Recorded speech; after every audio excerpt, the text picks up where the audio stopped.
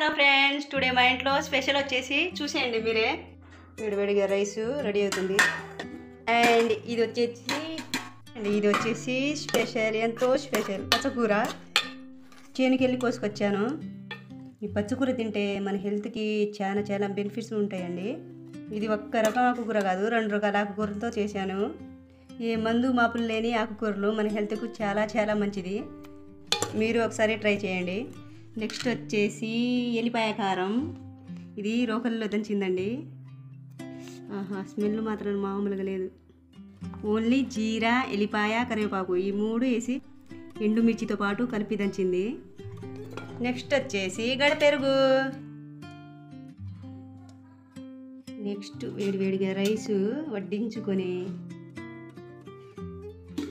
అందులో పచ్చికూర వేడివేడిగా.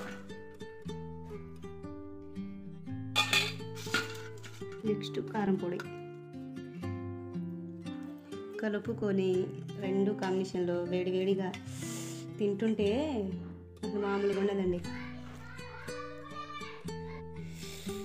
చూడండి ఎంత స్పైసీగా ఉందో.